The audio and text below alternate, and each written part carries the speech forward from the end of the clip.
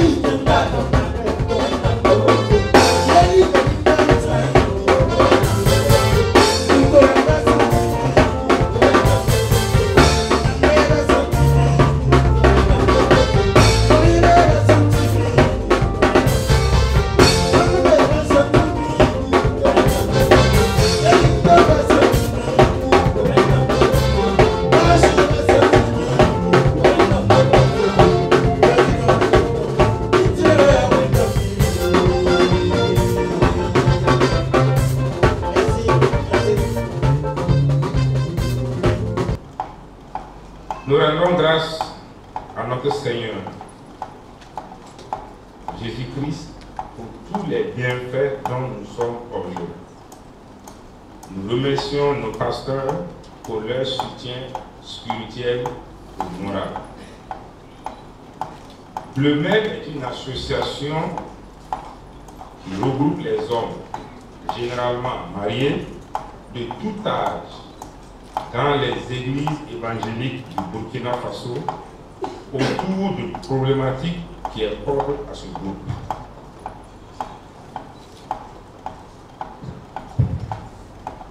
Le MED a des buts et des objectifs. Essentiellement, il y a 4 buts. Intéresser les hommes à toutes les activités de l'Église et à leur mobilisation autour de ces activités. Au réveil spirituel des églises, à la croissance spirituelle des églises, au développement sous toutes les formes, à la formation de l'homme responsable et intègre, aussi bien en famille, à l'église que dans la société. C'est ce qui a été dit tantôt dans la leçon du midi.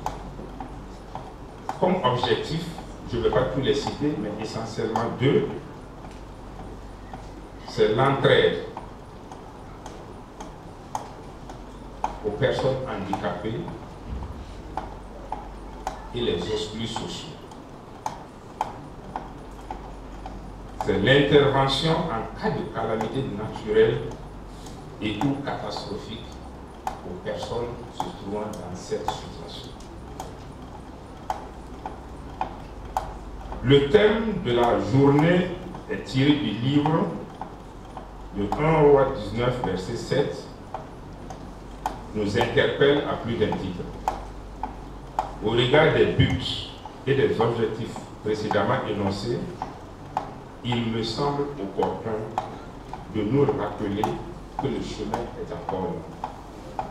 nous sommes donc invités à prendre des forces spirituelles afin d'aller de l'avant. Je m'en voudrais vraiment de tenir des propos complaisants. Tout à l'heure, on a parlé d'intégrité dans les objectifs du M. Je souhaite véritablement que nous puissions nous poser des bonnes questions afin de faire des actions dignes de notre mission. Les activités menées entre la journée précédente, la dernière et la présente se résument essentiellement à l'organisation des assemblées générales, à la préparation des festivités de fin d'année, à du social. Les activités majeures, telles que les conférences, les sorties missionnaires, les enseignements et prières thématiques n'ont pas pu se tenir. Lors de l'installation du bureau MEP, le pasteur nous a dit ceci: le MEP devrait être la locomotive des associations de l'Église.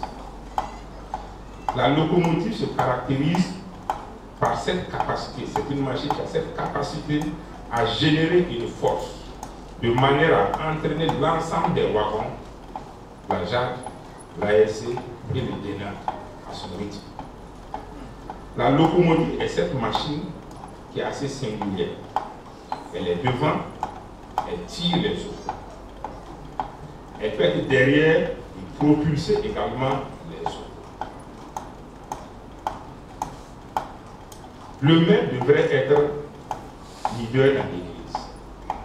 Parce qu'en tant qu'homme, nous avons cette position naturelle de leader. Alors, le leadership se définit justement par cette attitude que nous devons développer afin de mobiliser, de fédérer et d'entraîner le groupe de personnes à accompagner notre vision. Si toutefois nous arrivons à définir notre vision. La question que je me pose, c'est quel héritage nous comptons laisser à l'Église et à la relève. Est-ce juste une association des hommes d'un certain âge qui ne parle que de passé, qui ne parle que de regrets, ou est-ce cette association d'hommes qui avons une vision, qui avons une mission à transmettre aux jeunes générations? Lorsque nous ne serons pas encore au devant du maire, ceux qui vont venir, que diront-ils de nous qui sommes aujourd'hui à la responsabilité? Bien-aimé de Dieu, je rends grâce au Créateur pour cette journée, que je l'espère sera un tournant pour tous. Dieu nous demande de nous lever. Il n'a pas encore fini avec nous. Nous sommes encore et toujours utiles. Pour finir, je remercie tous les hommes pour leur généreuse contribution et mobilisation autour des activités qui sont déroulées dans la semaine. C'est vrai, lorsque nous sommes face au défi, les hommes relèvent généralement le défi. Très souvent, nous ne le faisons pas étant bien organisés, mais nous arrivons à lever le défi. Je pense qu'il est de notre responsabilité à faire les choses de façon organisée. Je voudrais remercier également l'ASC et la JAD pour leur engagement aux côtés de leur époux, ça c'est l'ASC, aux côtés de leurs pères, frères, ça c'est ceux de la JAD, car vous avez été fortement mobilisés le mardi, le vendredi et le samedi surtout pour la réussite de nos activités. Je crois que nous sommes une famille et nous devons demeurer une famille. Le bureau même local se compose de 8 membres, élus ou choisis pour une période donnée. Les statuts nous donnent 3 ans renouvelables une fois. C'est ainsi donc que nous avons le frère Thierry Ouedraogo, qui est membre chargé des affaires. Nous avons le frère Badini Pierre, membre chargé de l'organisation. Nous avons le frère Noufou Ouedraogo, qui est le trésorier adjoint. Le frère Dipama Paul, qui est le trésorier général. Mamadou Ouedraogo est le secrétaire général adjoint. Siméon Ouedraogo est le secrétaire général. Christophe Ouedraogo est le président adjoint. Et moi, insolite pour inaugurer, j'en suis le président. Que Dieu bénisse votre participation. Dieu bénisse ce que vous êtes venus apporter au maire. Que Dieu bénisse la journée, comme l'a dit le maître de cérémonie. À la sortie du culte, nous vous invitons à ne pas partir. Restez pour que nous puissions poursuivre la fête ensemble. Que Dieu vous bénisse.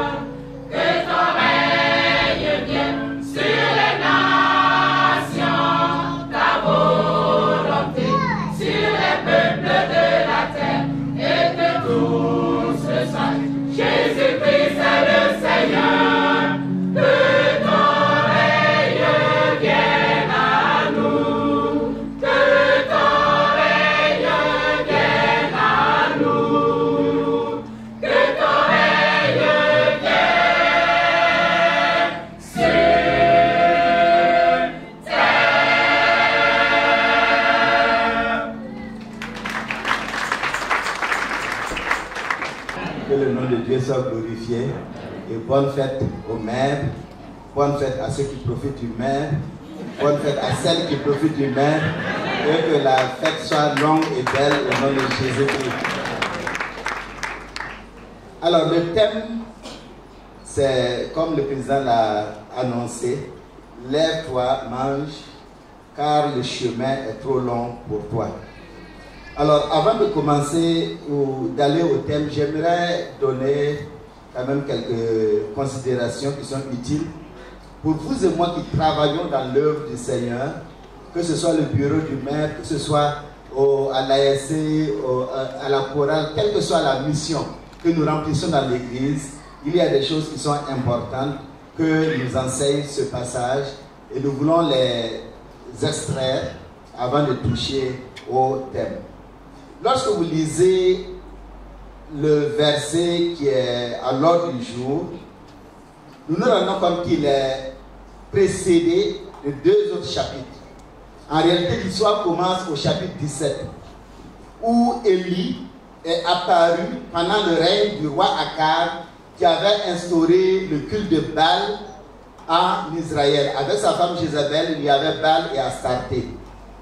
Et donc, vous lisez, vous vous rendez compte, Élie a prononcé une parole de la part de l'Éternel, disant qu'il n'y aura plus de pluie dans ce pays, si ce n'est à ma parole. Et donc, pendant 3 ans et demi, il n'y a pas eu de pluie en Israël. Et ça a été difficile pour toute la nation, pour tout le peuple. Mais quand le temps est arrivé, Dieu a ordonné à Élie de se présenter à Akab afin de pouvoir d'abord lancer un défi, parce que Dieu voulait apporter la pluie sur la nation. Et donc Akab et Élie va rencontrer Akab, il l'invite sur le mont Carmel et lui dit: amène tout Israël, c'est-à-dire en tout cas tous ceux qui peuvent venir, et amène tous les prophètes de Baal et d'Astarté pour que nous puissions définir les choses. Et donc ils sont allés sur le mont Carmel, qui est à environ 30 km de Jizréel, où vivait Akab. Et là, Élie a lancé le défi. Il devait sacrifier pour voir quel est le Dieu qui est vraiment le Dieu que Israël doit adorer. Et donc, il a demandé aux sacrificateurs ou aux prophètes de Baal d'offrir le premier sacrifice. Ils ont sacrifié. Et du matin jusqu'à midi, ils ont prié. Il n'y a pas eu de changement. La pluie n'est pas intervenue. Et jusqu'à l'après-midi, vers 15h, ils ont prié. Mais il n'y a rien eu. Et il n'y a pas eu un signe montrant que le Dieu Baal est capable. Et donc, vers 15h, il a arrêté tout ce groupe-là.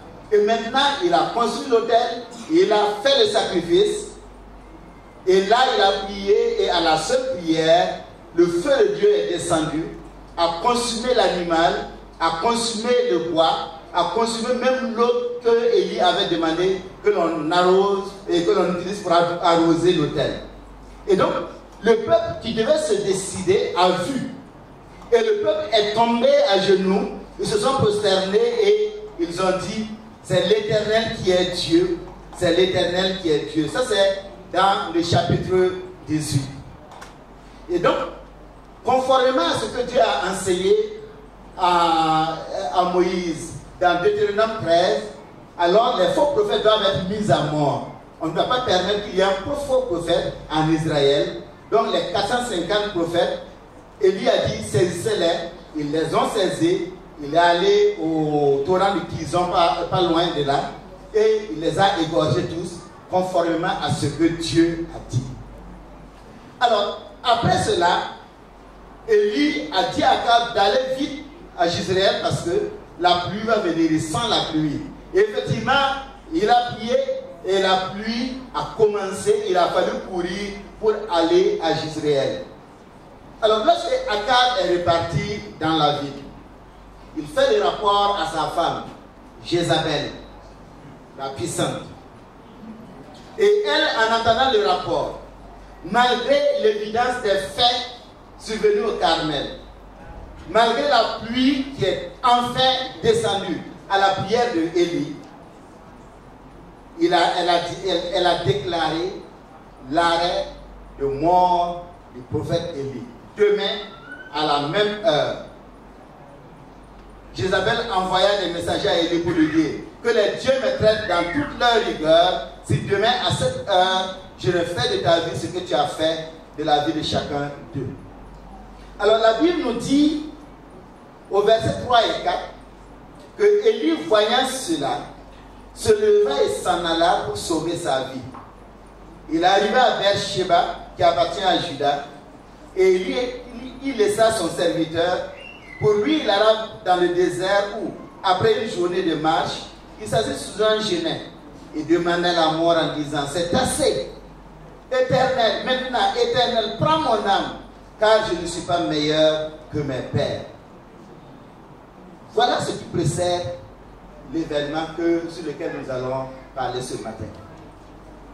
Et la question qu'on peut se poser, c'est celle-ci. Pourquoi après un tel acte de vaillance, un acte de vaillance pour l'Éternel dans le chapitre 18, une grande victoire spirituelle, pourquoi Élie va-t-il s'enfuir lorsque Jézabel, la reine, a menacé de le mettre à mort? Est-ce qu'il a eu peur? Oui, il a eu peur. Est-ce qu'il est entré dans une dépression? Oui, il est entré dans une dépression mentale. Et le crack mental a même provoqué, c'est-à-dire ça a affecté sa perception de son rôle en Israël. Donc c'était une dépression spirituelle. Il s'avait tenu tête devant pendant 3 ans et demi à Akar. Et il était recherché pendant ces 3 années. Il était wanted dans tout Israël. Et Dieu l'avait envoyé même au nord, hors d'Israël, à Sidon, où il est demeuré pour être nourri. Et de tenir tête. Lorsqu'il voit qu'en Israël, ce qui règne, c'est Jézabel et Akab, avec leurs prophètes de Baal et d'Astarté, 450 prophètes de Baal, 400 prophètes d'Astarté, ça fait mal, c'est dur à supporter. Et venir sur le mont Carmel, tenir tête devant Akab et ses prophètes, et voir tout ce qu'ils ont fait, tout le bruit qu'ils ont fait. Et le peuple qui est là, qui n'arrive pas à se décider. Il a fallu que Élie fasse le sacrifice, que le feu descende, pour que le peuple dise maintenant, enfin, depuis, après plusieurs années, le peuple dit, c'est l'Éternel qui est Dieu. C'est dur. C'est trop demandé à un seul homme. Et même Élie a couru avec Akab. Il a couru pendant que le char d'Akab avançait à Jezreel. Élie a couru par l'Esprit de Dieu et il est allé à Jezreel avec Akab. Tous ces points, toutes ces situations ne pouvaient que créer une grosse fatigue. Fatigue spirituelle, fatigue physique, fatigue émotionnelle. Et cela a affecté sa vision. La vision même de son ministère en Israël. Ces fatigues physiques et émotionnelles agissaient comme une bombe à retardement. Et cela montrait aussi qu'en réalité, il n'est qu'un homme. Et ça montre la finitude de l'homme, les limites de l'homme. Tout ce que l'on peut trouver chez une personne qui a une dépression mentale, qui traverse une dépression mentale, était en Élie. Les personnes qui ont craqué, selon Adoul, on peut noter trois éléments, entre autres, une sensation de fatigue et d'accablement. Deuxièmement, de l'anxiété et de l'angoisse. De telle sorte que la moindre difficulté prend à leurs yeux un volume démesuré. Et ces personnes redoutent l'instant qui va suivre. Troisièmement, les personnes déprimées mentalement tiennent le même langage défaitiste. Rien ne va plus chez eux. Rien ne va dans le monde. Ils ne cessent de s'accuser et se jugent inutiles, indignes de vivre, parce qu'ils sont une loque. Ils sont des parasites dans la société. Tous ces aspects, ces éléments se trouvaient en Élie. Il était à bout. Il n'en pouvait plus après avoir mené de grandes victoires. Il fallait que Dieu intervienne pour le soutenir. Soutenir son serviteur. Pourquoi? Parce que Dieu comprend la faiblesse humaine. Dieu comprend. Et Dieu sait que la force spirituelle dont nous avons besoin pour combattre le mal, pour combattre le péché, elle provoque en nous des émotions, elle provoque en nous des efforts physiques, et notre psychologie, notre mental n'est pas capable de supporter les effets de cette fatigue. Avoir accompli des actes de vaillance pour Dieu ne signifie pas que l'on puisse être fort pour tenir face à la tension physique et morale qui frappe le serviteur, la servante de Dieu, après l'exécution de son service. Et c'est pourquoi, après avoir fait des miracles, Jésus a dit à ses disciples, venez à l'écart et reposez-vous. Parce que l'effort que vous avez fourni, il y aura un ricochet. Et si vous ne vous reposez pas, il y aura un retentissement psychologique. La leçon à tirer à ce niveau, c'est que le serviteur de Dieu, qu'il soit pasteur, qu'il soit à l'AS, qu'il soit au maire, chacun est serviteur. Et ceux qui jouent là, vous êtes des serviteurs de Dieu. Chacun est serviteur. C'est les titres qui sont différents, c'est tout. Chacun est serviteur dans le domaine où Dieu l'a placé pour l'œuvre du Seigneur. Le serviteur de Dieu doit servir Dieu et se donner pleinement. Lorsque le service exige des sacrifices, il faut accepter d'aller jusqu'au sacrifice. Parce qu'à la base des interventions de Dieu se trouve sa capacité à comprendre. Comprendre son serviteur, de comprendre dans sa finitude.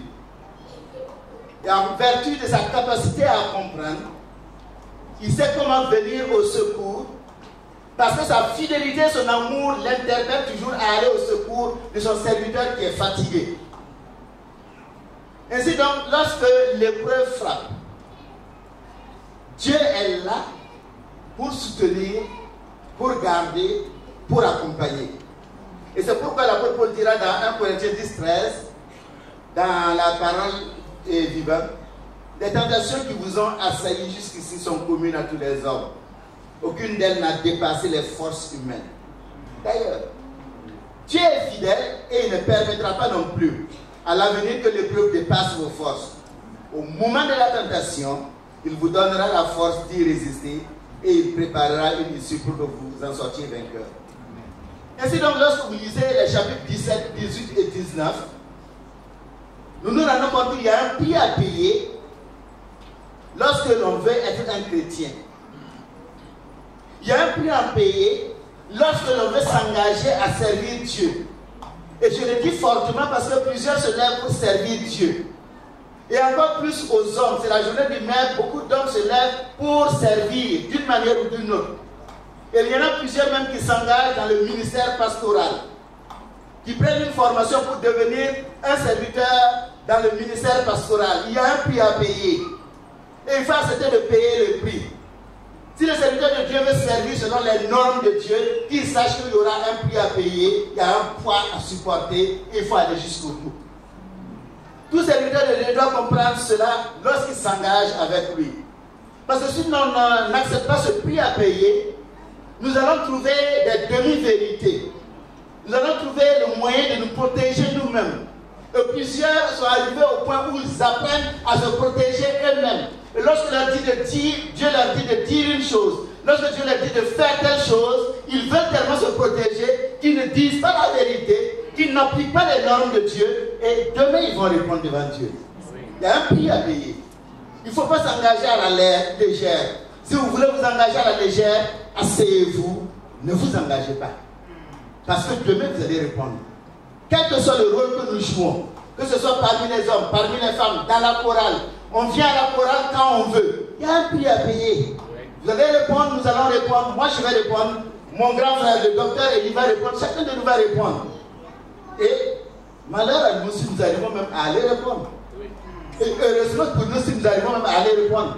Parce que c'est un malheur lorsque, à cause du prix à payer, nous avons tellement dévié que nous sommes rejetés, carrément rejetés. Évitons cela. Élie a payé le prix.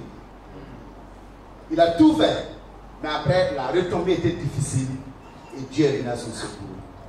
Alors, que nous enseigne 1 Roi 19, 7. qu'est-ce que Dieu dit pour nous maintenir en lui? Parce que dans Romains 14, 8, Dieu dit, car si nous vivons pour le Seigneur. Si nous mourrons pour le Seigneur. Et Dieu va toujours sauver son serviteur. Et sauver son serviteur ne veut pas dire que toujours on va être sauvé pour vivre sur la terre. Il y en a qui sont sauvés pour aller se reposer. Il y en a qui sont sauvés pour rester encore quelques jours, quelques temps, pour continuer le travail. Mais dans tous ces cas, Dieu sauve. 1 Roi 19, 7. Lève-toi, mange, car le chemin est trop long pour toi. Le frère Zinsoni, président du maire, était là. Il a parlé au nom du maire et il a donné les statuts, ou du moins les buts du maire, les objectifs. Et nous l'avons bien suivi. Nous l'avons bien suivi. Et en le présentant, il a fait une autocritique de la mission qu'il leur a confiée.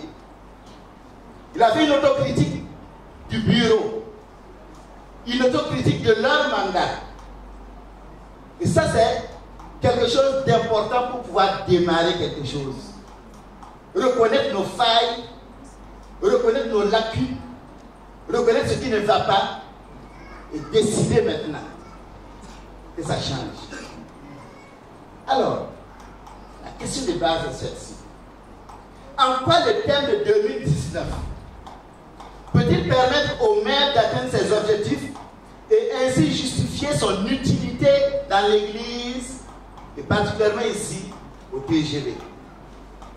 Lorsque Élie a entendu la menace de mort de Jézabel, il s'est enfui du lieu où il vivait et il a quitté le nord pour descendre jusqu'en Juda, plus de 180 km. Et quand il est arrivé à Beersheba, et là il a laissé son serviteur pour continuer maintenant vers le désert. Et de Beersheba au Sinaï, le mont Horeb, ça fait environ 320 km. Alors qu'il était au désert et fatigué, la Bible nous dit, nous l'avons lu, il se coucha, à partir du verset 5, et s'endormit sous un genêt. Et voici un ange le toucha et lui dit, lève-toi, mange. Il regarda, et il y avait à son chevet un gâteau cuit sur des pierres chauffées et une cruche d'eau. Il mangea et but, puis se recoucha. L'ange de l'Éternel vint une seconde fois le toucher et dit, lève-toi, mange, car le chemin est trop long pour toi. Alors que renferme ce verset pour vous et moi? Je dois dire que premièrement, ce verset nous dit qu'il y a la nécessité de se lever. La nécessité de se lever est l'ultime moyen pour refuser de vaincre le message des fatigues. Les fatigues inhibent notre volonté d'avancer. Lorsqu'un homme est fatigué, lorsqu'une personne est fatiguée sur le plan physique, elle a besoin de se reposer. Parce que son corps lui dit, repose-toi. Elle va s'asseoir, elle va peut-être même se coucher pour reprendre des forces. Et lorsqu'elle a fini, elle s'est reposée, elle peut maintenant se relever. Sur le plan physique, cela est réel, mais c'est aussi réel sur le plan moral, lorsqu'on est fatigué, sur le plan mental. S'asseoir et se coucher sont importants quand on est fatigué dans la tête. Mais maintenant, il faut comprendre que ça ne veut pas dire abandonner. Se reposer aussi, c'est en réalité une activité lorsqu'on est fatigué mentalement. Donc, il vaut mieux accepter cette activité du repos, prendre un jour de repos, arrêter tout, fermer le téléphone pour pouvoir récupérer et se remettre au top. Mais le problème de la fatigue morale et mentale, c'est qu'elle tend à nous envoyer vers le découragement. Et elle tend à nous envoyer vers la dépression mentale. la dépression spirituelle pour vous et moi. Comme André Adoul l'a dit, nous disposons tous d'un certain capital de force. Cette énergie que nous dépensons dans nos différentes activités doit être récupérée si nous ne voulons pas à la longue courir le risque d'une rupture. Lorsque le peu d'énergie nécessaire fait défaut, le moindre contretemps, la moindre critique, la plus petite épreuve prend une dimension exagérée qui nous terrasse. La dépression spirituelle incite à un abandon de la bataille. Et le message qui tend à inhiber notre réaction est qu'il ne sert plus à rien de se battre pour s'en sortir. Il ne sert à rien de se sacrifier pour que ça aille. Élie disait, c'est assez. Je ne suis pas meilleur que mes pères. Et pourtant le sage a dit, un peu de sommeil, dans Proverbe 6, un peu d'assoupissement, un peu croiser les mains pour dormir, et la pauvreté te surprendra comme un rôdeur et la disette comme un homme en arbre. Alors, la mission des hommes dans une église est donc de s'encourager mutuellement. Le maire doit trouver les voies et les moyens pour soutenir ceux qui sont fatigués moralement et ceux qui sont souvent sur le point de lâcher prise, de flancher spirituellement, pour qu'ils relèvent la tête, pour qu'ils retrouvent espoir en Christ. Mike Brown chantait. C'est toi. Mike Brown chantait en disant, bats-toi. Serre les poings et bats-toi contre ceux qui veulent t'empêcher d'être heureux. Bats-toi et tu seras libre. Quoi qu'il arrive, ne baisse pas les bras. Alors, que peut faire le maire pour que les hommes et les familles continuent leur combat de la vie? Nous avons entendu ici le maire comme locomotive pour l'ASC, pour l'AJA, pour tous les groupes. Que peut faire le maire lorsque les gens mènent le combat dans le domaine conjugal? Des familles qui sont sur le point de se disloquer. Des familles où il n'y a pas la joie, où il n'y a pas la paix. Séparation de corps. Et même la tendance à aller au divorce. Que peut faire le maire? Que doit faire le maire? Que peut faire le maire? Et que doit faire le maire lorsque les gens sont fatigués dans le domaine de l'éducation des enfants? Il y en a qui sont fatigués. On a tout fait pour l'enfant, mais voilà, il continue de s'éloigner, de s'égarer. Et on veut l'abandonner à lui-même. Qu'est-ce qu'on va faire? Qu'est-ce que vous devez faire? Quel est le rôle du maire dans cette affaire? Comment faire pour que ces personnes retrouvent espoir et repartent encore à la recherche du fils, de la fille prodigue? Que peut faire le maire dans le domaine des besoins socio-économiques? Les gens se battent pour un mieux-être.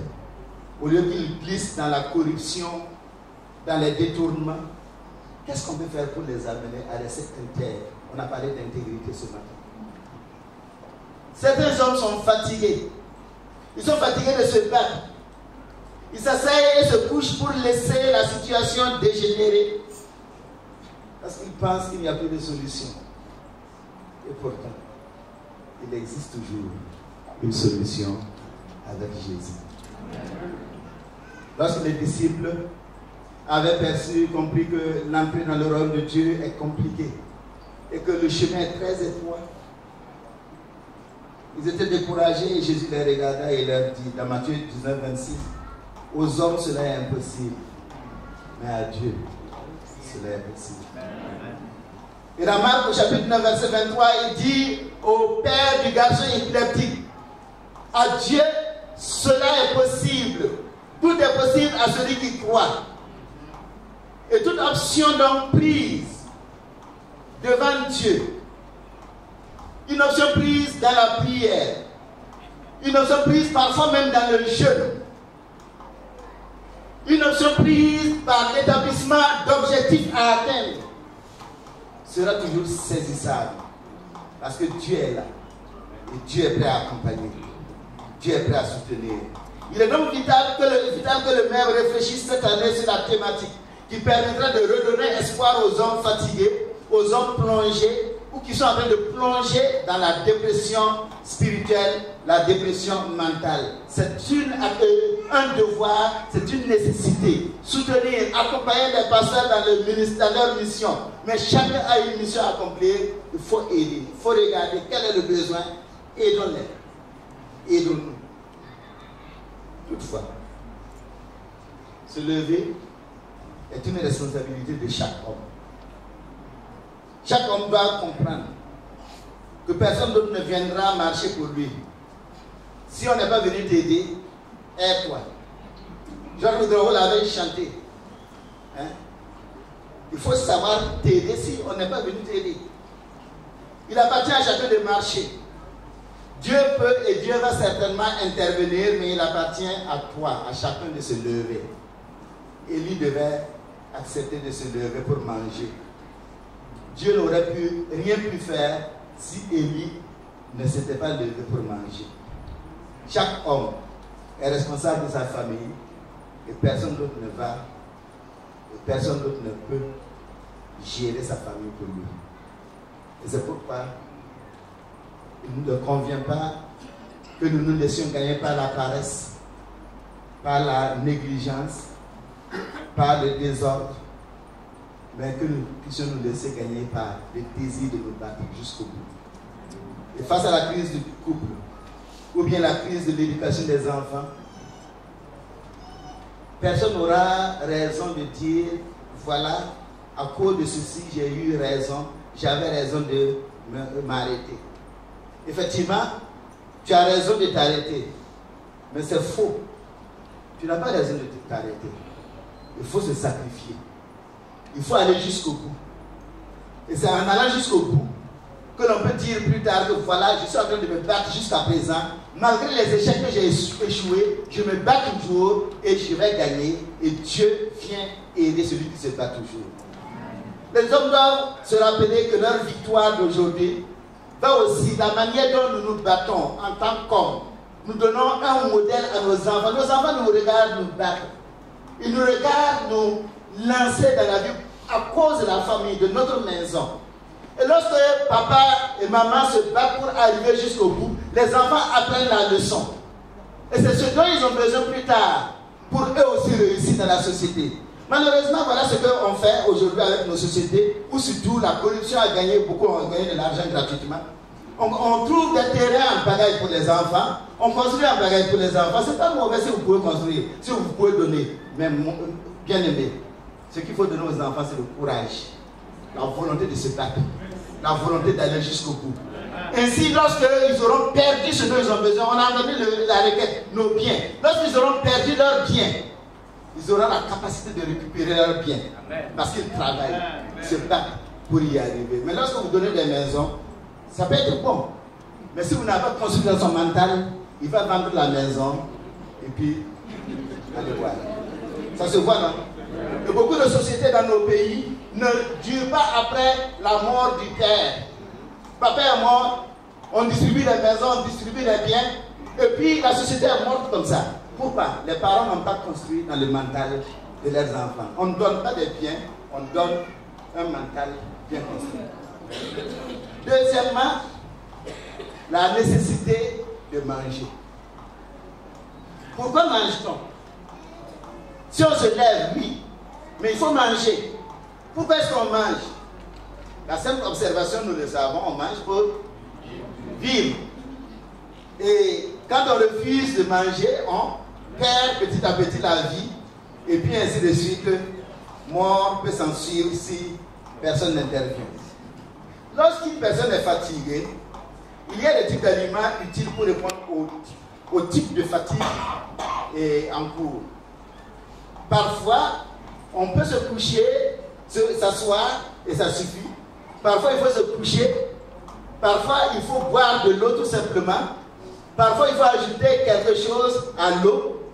On entendait la sœur dire qu'il y a un plat spécial qu'elle a préparé, parce que c'est sûrement consistant. Elle a voulu, elle a promis au pasteur de lui en donner, et le pasteur ne m'oubliera pas lorsqu'il aura sa part. Alors, c'est dire que manger devient nécessaire pour donner les forces. Et il y a des aliments dont on a besoin, des aliments particuliers, pour pouvoir aller jusqu'au bout. Ok? Et donc, Élie avait besoin de tels aliments. Lorsqu'il a écouté la parole de l'ange pour la première fois, il s'est levé, il a mangé, il a bu, et puis il s'est recouché. Ce n'était pas suffisant. Et puis l'ange est revenu une seconde fois. Certainement qu'il a dormi un bout de temps. Il l'a laissé se reposer. Et il est revenu, il lui a dit, lève-toi, mange. Et la Bible nous dit au verset 8, qu'il se leva, mangea et but. Et avec la force que lui donna cette nourriture, il marcha 40 jours et 40 nuits jusqu'à la montagne de Dieu, à Horeb, au Sinaï. Bien-aimés, de quoi les hommes ont-ils besoin pour faire face à la vie? Telle est la question que chacun doit se poser, et telle est la question que les responsables du maire doivent se poser.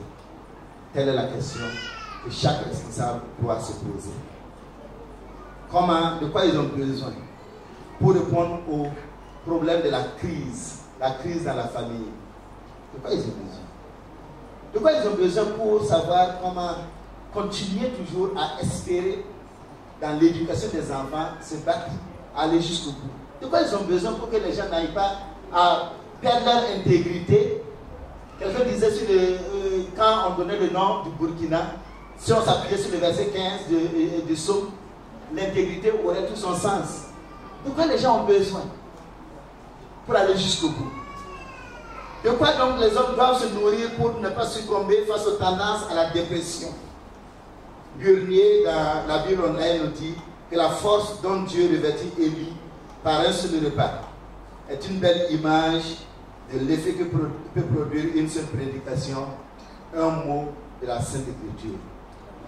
Bien-aimés, le repas que Dieu offre pour nous maintenir en vie, c'est sa parole. Amen. La parole de Dieu est un des éléments fondamentaux, c'est l'élément fondamental, et à cela on peut ajouter la bonne lecture, les bonnes lectures. La parole de Dieu. Le message biblique est clair quant à la capacité de la parole de Dieu de nous construire et nous conduire à la victoire.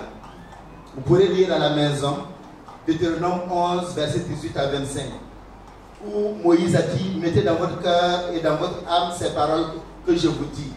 Vous les lirez comme un signe sur vos mains, et elles seront comme des frontaux entre vos yeux. Vous les enseignerez à vos enfants. Car si vous les observez tous ces commandements, que je vous prescris, l'Éternel chassera devant vous toutes ces nations. Josué 1:8. Que ce livre de la loi ne s'éloigne point de ta bouche. Médite-le jour et nuit pour agir fidèlement selon tout ce qui y est écrit. Car c'est alors que tu auras du succès dans tes entreprises. C'est alors que tu réussiras. On parle de prospérité, prospérité, prospérité. Voilà, si tu fais ça, tu seras prospère. C'est faux. C'est marcher selon Dieu qui rend prospère à la manière de Dieu, pas à la manière des hommes. Il y en a qui veulent partir.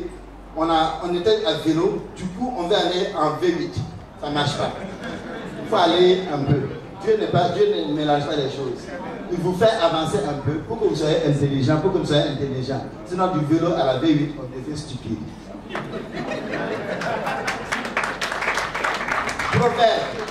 Proverbe 2, je ne dis pas que c'est impossible, mais il faut faire attention.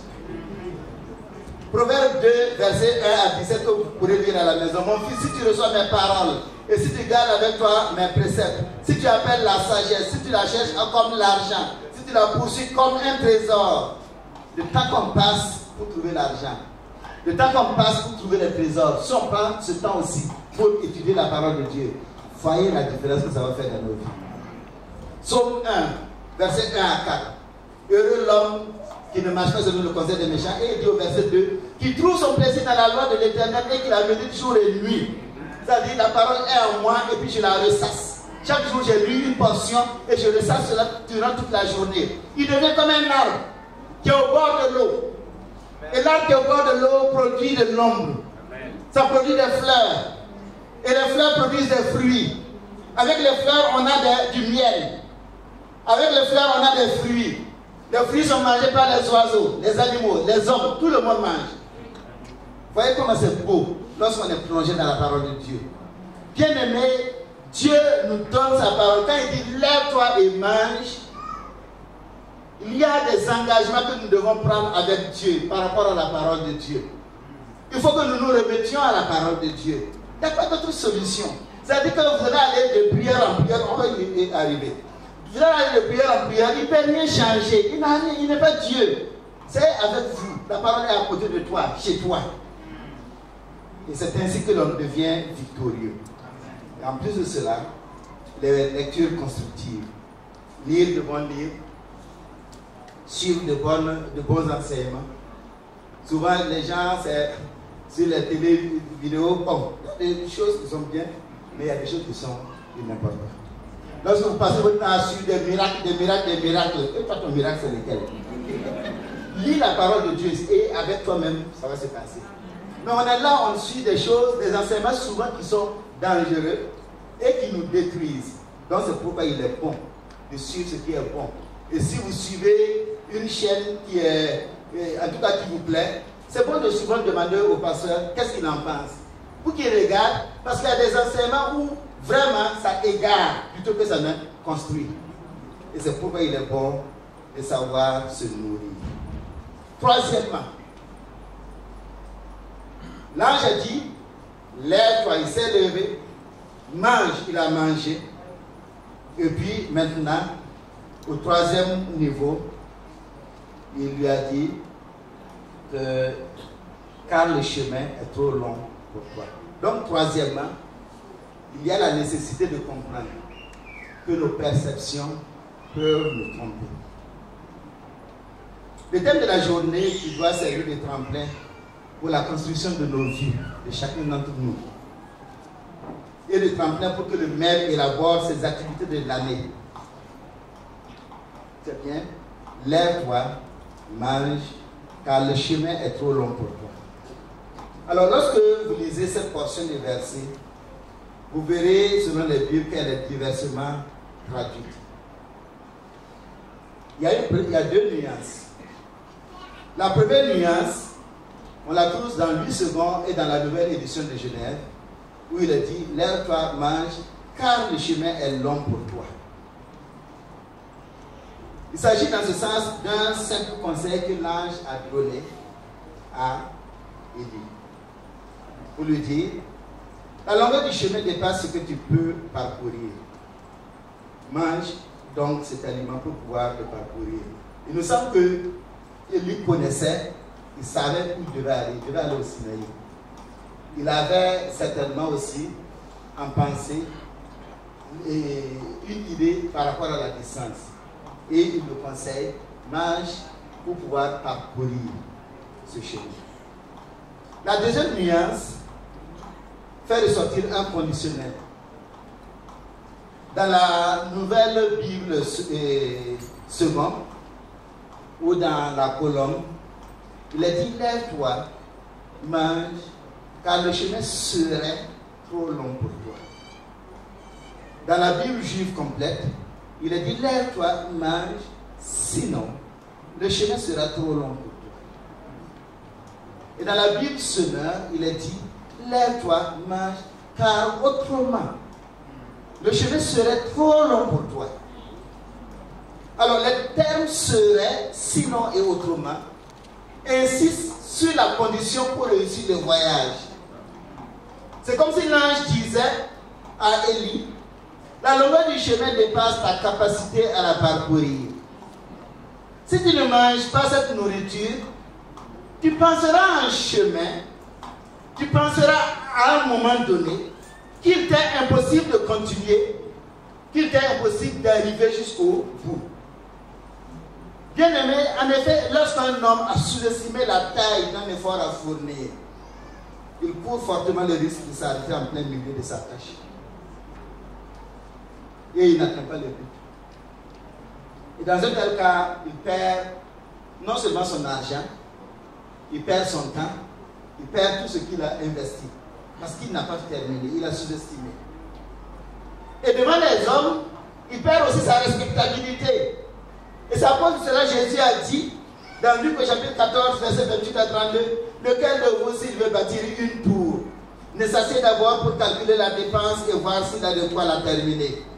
De peur qu'après avoir posé les fondements, il ne puisse l'achever, et que tous ceux qui le verront se mettent à le railler en disant, cet homme a commencé à bâtir et il n'a pu achever. Ou quel roi, s'il veut faire la guerre à un autre roi, ne s'assied d'abord pour examiner s'il peut, avec 10 000 hommes, marcher à la rencontre de celui qui vient l'attaquer avec 20 000. S'il ne le peut pas, tandis que cet autre roi est encore loin, il lui envoie une ambassade pour demander la paix. Nous, hommes qui sommes là, on sait ce que ça veut dire construire. Tous ceux qui ont construit savent ce que ça veut dire construire. On vous a donné le devis, ça fait 3 millions. Et c'est clair. Ou bien, frères insoumis, vous êtes dedans. 3 millions. Et vous avez rangé vos 3 millions, vous êtes tranquille. Et pendant qu'on fait les travaux, on continue. Et puis à un moment, on dit, ah, ça va manquer. Ça va manquer là, c'est pas 100 000, c'est pas 200 000, c'est 500 000, c'est 700 000. C'est pas vrai? Et il faut trouver les 700 000 là pour compléter. Mais si vous n'avez pas ça, votre travail s'arrête en cours de route. Et on va dire qu'il a commencé, il n'a pas terminé. Bien aimé, si nous sous-estimons la longueur du chemin, nous allons nous perdre. Le chemin serait long si tu ne prends tes précautions. De la même manière, Élie doit comprendre que s'il ne mange pas comme il faut pour la deuxième fois, même si le chemin était court, à un moment il va se rendre compte que c'est difficile d'arriver jusqu'au bout. Et il risque de s'arrêter. Et l'ange lui a dit la deuxième fois, mange encore, mange. Il faut prendre suffisamment de force. Parce que la longueur du chemin nécessite que tu ajoutes quelque chose. De la même manière, nous, enfants de Dieu, hommes et femmes, parfois nous disons quelques versets nous suffisent. Connaître quelques versets bibliques ne suffit pas pour faire face aux défis spirituels qui viendront demain. Et vous et moi, vous savez, nous savons tous que la séduction de Satan a pris une telle ampleur. Et sa séduction est si forte que depuis un certain temps, il y a de nouveaux évangiles qui viennent vers nous. Des enseignements séducteurs qui trompent. Et aujourd'hui, on a tellement de gens qui veulent des promesses. Et ceux qui font la ronde des prières prophètes, ils partent, ils reçoivent des promesses et ces promesses ne s'accomplissent pas. Parce que ce n'est pas Dieu, c'est lui qui a fait pour vous aider. Ça ne va pas s'accomplir. Des fausses prophéties. Et lorsque vous écoutez, c'est vraiment beau, ça semble divin, mais c'est faux. C'est de la séduction. Des faux évangiles qui deviennent légion. On dit, si tu es chrétien, tu seras riche. Si tu es chrétien, tu ne vas pas tomber malade. Et puis votre père qui est chrétien est mort du cancer. Ça veut dire quoi? Et ceux qui apprennent à tourner en rond, qui ne restent pas dans leur église, mais qui font de lieu en lieu, lieu de prière, que telle personne est plus puissante, ils tombent dans ce piège. Et les nations, les lois des nations deviennent même difficiles à gérer. On s'oppose à la parole de Dieu. Et certaines personnes donc disent que connaître un peu le verset, ça suffit. La Bible n'est pas faite pour les pasteurs bien-aimés. La Bible est faite pour les enfants de Dieu. La Bible est faite pour chacun d'entre nous qui sommes là. Si vous dites que c'est les pasteurs qui doivent connaître la parole de Dieu et vous enseigner, vous êtes perdus. Parce que nous-mêmes, on peut vous égarer. Et même dans les assemblées de Dieu, on a des gens qui égarent des gens, des pasteurs qui égarent des gens. Donc il faut connaître sa Bible pour pouvoir tenir ferme. Tant qu'on ne connaît pas la Bible, tant qu'on ne consomme pas suffisamment la parole de Dieu, on va arriver à un moment sur le chemin. Ce qu'on nous a dit de faire, ce que le prieur m'a dit de faire, ce que l'interprète t'a dit de faire. Tu as fait, tu as mis tous tes efforts, et ça n'a pas marché. Et tu es fatigué. Et tu t'arrêtes. Tu t'assois. Tu te couches. Et à force de ne pas manger, tu meurs spirituellement. Et beaucoup ont perdu la foi parce qu'ils ont pris des fausses promesses, des faux enseignements. Ils ont cru qu'aller vers telle personne, ils vont avoir Dieu. Dieu n'est pas là-bas. Dieu est sur le mont Sinaï. Et le mont Sinaï est dans ta chambre. Le mont Sinaï est dans ta chambre. Tu te mets à genoux devant toi, Dieu va te parler. Tu n'es pas un ennemi de Dieu, tu es un enfant de Dieu. Comme moi, je suis un enfant de Dieu. Personne n'est supérieur à l'autre ici. Le frère qui joue ici, je ne suis pas supérieur à lui parce que je suis pasteur. On est enfant de Dieu au même niveau. Mais j'ai la responsabilité d'enseigner et lui, il a la responsabilité de jouer. C'est tout. C'est pas plus que cela. Donc, lorsque nous ne lisons pas la parole de Dieu, nous nous laissons égarer. Et quelqu'un vient dire des choses agréables, surtout les prieurs prophètes. Ils disent de belles choses. Tout le monde est content. Personne n'était avec la mort ici. Et on a chassé l'esprit de la mort et vous allez mourir. C'est la réalité. Donc, en fait, nous cherchons des belles paroles, mais ces belles paroles ne nous construisent pas parce qu'elles ne vont pas empêcher que la volonté de Dieu s'accomplisse. C'est pourquoi nous devons être attachés à la parole de Dieu. Si nous sommes attachés à la parole de Dieu, que nous vivions ou que nous mourions, nous sommes au Seigneur. C'est la gloire et la grâce de Dieu. Bien-aimés, si vous ne mangez pas suffisamment, si nous ne mangeons pas suffisamment, à un moment, on a tellement entendu des choses, on a appliqué les systèmes et on est fatigué. Tout notre argent allait vers la personne. Et il y en a même qu'on a séparé de leur famille en leur disant qu'il y a un sorcier.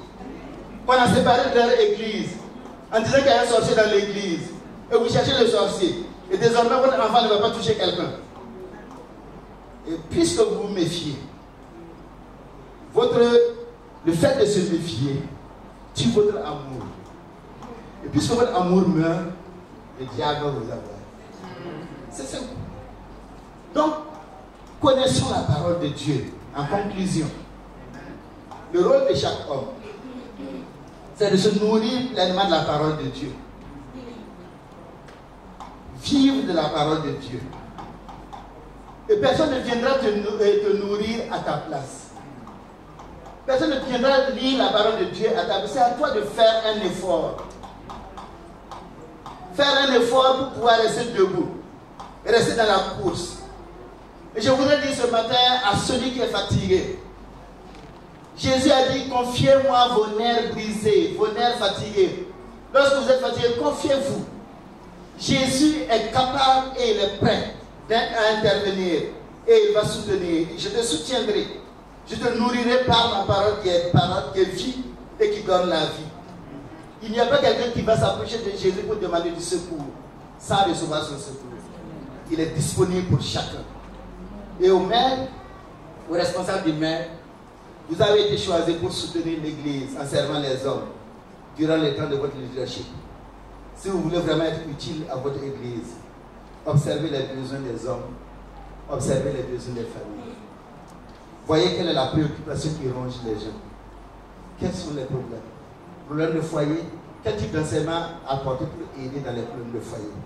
Problème d'éducation des enfants? Quel type d'enseignement apporter pour aider?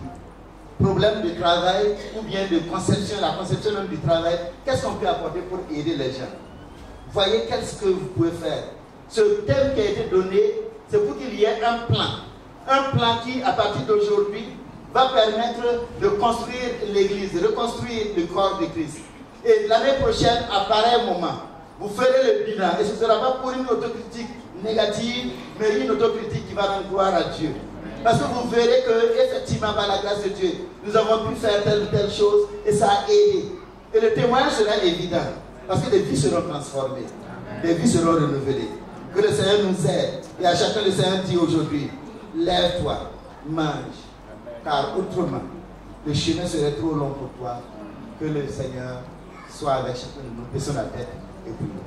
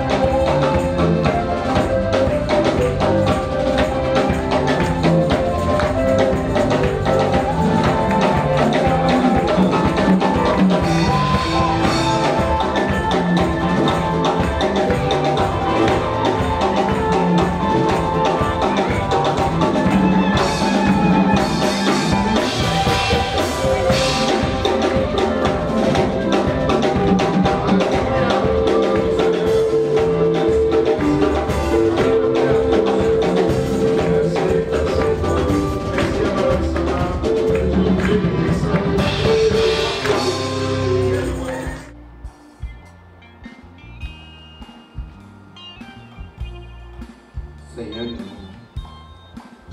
bénissons ton nom parce que tu n'appelles pas des hommes, des personnes qui sont capables. Tu n'appelles pas des personnes qui ont tous les talents, tous les dons, toutes les compétences. Mais tu appelles simplement des enfants de Dieu. Et tu les appelles pour pouvoir les équiper de la puissance du Saint-Esprit. Pierre et Jean étaient des pêcheurs de poissons, mais ce qu'ils ont fait surpasse ce que les grands théologiens peuvent réaliser. Nous croyons donc que ces hommes que tu as choisis pour diriger le mouvement des hommes sont des hommes que tu peux équiper et que tu vas équiper. Tu vas les équiper parce que tu as la volonté de les utiliser. Leur désir, c'est de faire ce qui te plaît. Et ils l'ont dit ici, ils veulent vraiment te servir.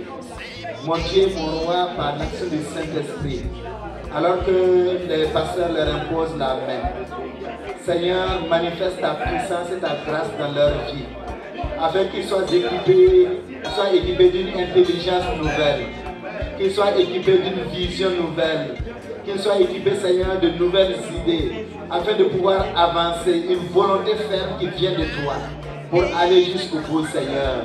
Nous te les confions dans leurs faiblesses, dans leurs limites, pour que toi tu les rendes capables de réaliser ton projet. Ton nom sera béni dans cette église. Et l'année prochaine, à pareil moment, on dira, voilà ce que tu as fait. Tu as réalisé des œuvres merveilleuses à travers des hommes que tu as choisis. Donne qu'ils aient les mêmes sentiments. Donne qu'ils aient la même vision. Donne qu'ils marchent main dans la main. Donne qu'ils puissent montrer, mon roi, être une équipe, une vraie équipe qui gagne avec toi. Merci pour l'action du Saint-Esprit.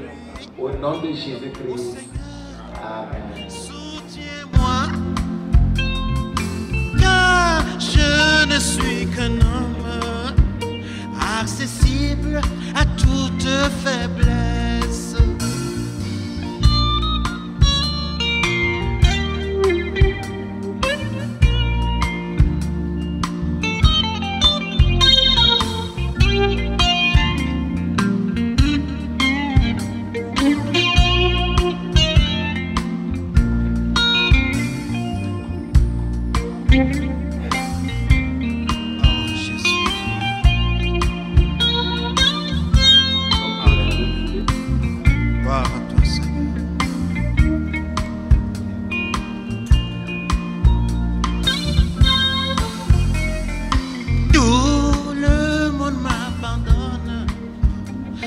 Je suis à toi. Chacun fuit ma compagnie. Ô Seigneur, soutiens-moi. Je n'ai pas. Les téléstars, tout est accompli. Mission accomplie. En tout cas pour ce jour, que le Seigneur vous bénisse. Nous souhaitons une bonne fête à l'ensemble de l'Église. Puisque c'est le maître pour l'ensemble. La locomotive, comme le pasteur Benjamin l'a dit, à ceux qui vont profiter, nous vous souhaitons bonne fête. Bonne fête et que nous puissions continuer dans la joie et dans la paix. Il a été avec tous les intervenants afin que chacun soit un instrument pour nous parler, pour nous exhorter, pour nous affermir. Alors que nous voulons partir, notre Dieu, notre Père, merci parce que tu bénis chacun de nous.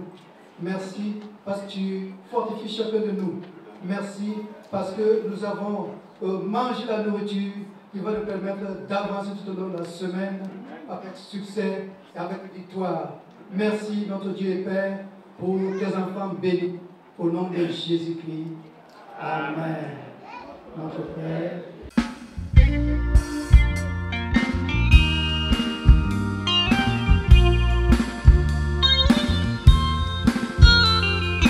Tout le monde m'abandonne, car je suis